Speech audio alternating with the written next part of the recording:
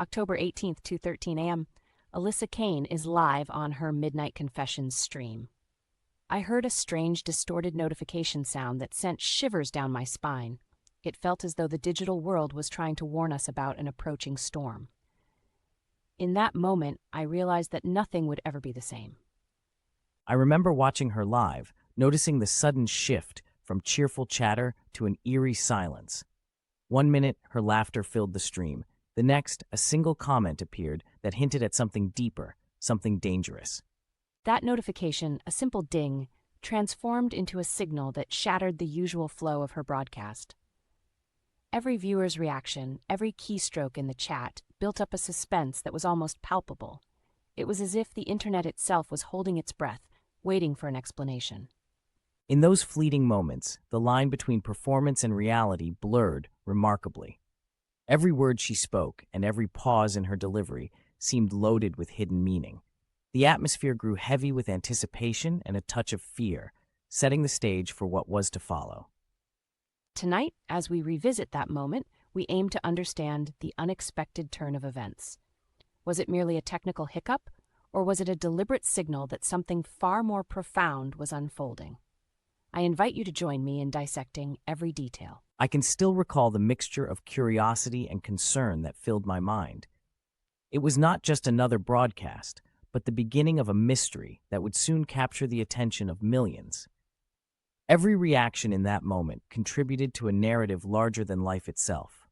Let's break down that initial shock, notice each subtle clue, and prepare to explore how one disconnected moment can ripple into an unforgettable story. Nick, here's what we know. Alyssa Caine, a beloved online personality and vibe superstar at 23, mysteriously vanished in the midst of her live broadcast. One moment she was engaging with her fans, and the next, she disappeared without any warning. There was no ransom demand, no frantic call for help, just a frozen screen. I replayed the final minutes of her live stream and couldn't help but notice the subtle shift in her tone. Her voice shifted from playful banter to hesitant whispers. It almost seemed as if she was trying to tell us something but was interrupted by an unseen force. I watched the final seconds repeatedly.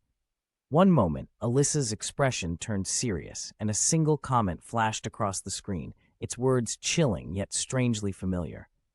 The live chat erupted with questions, theories, and even moments of confusion. It was as if the entire digital world paused, collectively holding its breath, waiting for her next move. From a psychological standpoint, we must consider that Alyssa had engaged in several online stunts before. Her past disappearances, though staged for dramatic effect, were always controlled.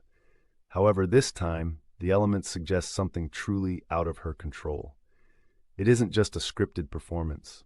There are genuine hints of panic in her voice. I recall that one final message on the live stream, a whisper barely audible over the digital hum. "You should have stayed gone." It sent a shiver down my spine. The room went silent, save for the tapping of keyboards, as everyone frantically tried to make sense of what they had just witnessed. The details remain perplexing. For a popular online figure like Alyssa, with millions watching every move, any slight aberration in her behavior is magnified. That final comment could be interpreted as a cry for help, a farewell, or even a call to self-destruction. I wonder if it was a carefully planned act or an unplanned moment of real fear. In situations like this, the mind can play tricks on us. While Alyssa had a history of controlling her narrative with staged disappearances, the element of uncontrolled panic cannot be ignored. It is possible that her emotions overcame her ability to remain in control of the situation, leading her to a genuine psychological break. Every detail sends my mind into a whirlwind of questions. Was the disappearance a hidden performance designed to shock us, or did the unexpected truly overwhelm her? I keep replaying that moment in my head, the gradual shift in her tone, the pause before the final comment, and the eerie silence that followed, leaving us with more questions than answers. Ultimately, the disappearance of Alyssa has left us with more questions than answers. Every nuance in that live broadcast invites scrutiny, urging us to explore the delicate balance between crafted performance and the unpredictable human psyche. We owe it to Alyssa to find out why. This mystery demands answers. Nick, let's move on to our next piece of the puzzle, the vault. This isn't an ordinary forum, it is a digital space where a group of dedicated fans compiled Alyssa's deleted posts, shared personal details, and even mapped out her daily routines.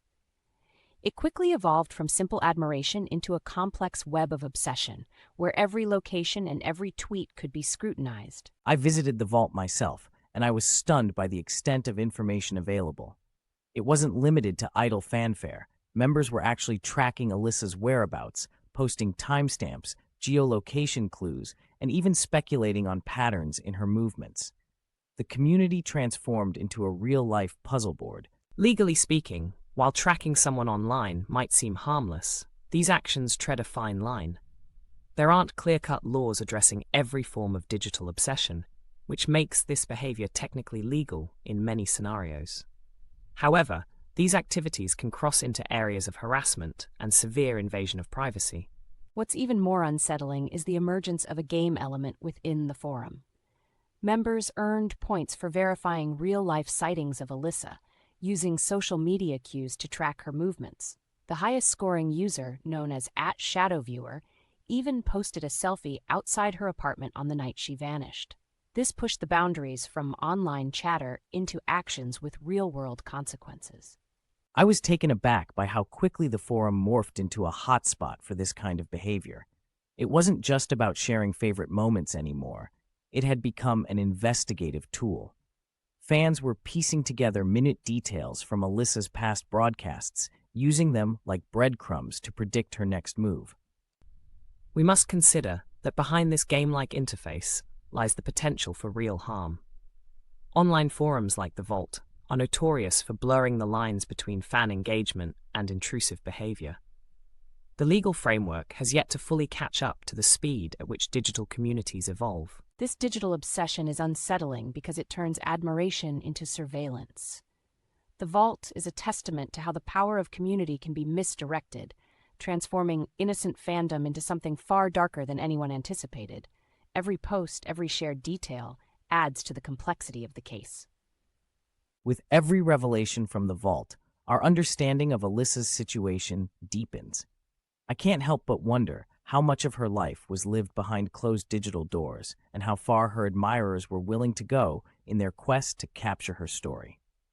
Online behaviors, once deemed harmless, now present significant risks, both to privacy and psychological well-being. The Vault, with its mix of admiration and exploitation, encapsulates the modern dilemma of what happens when fandom goes too far. The stakes grow higher as we peel back the layers of this online phenomenon. Every revelation, no matter how small, drives home the reality that when digital spaces are mingled with personal lives, the consequences can be severe. We must keep exploring these clues to piece together the full narrative.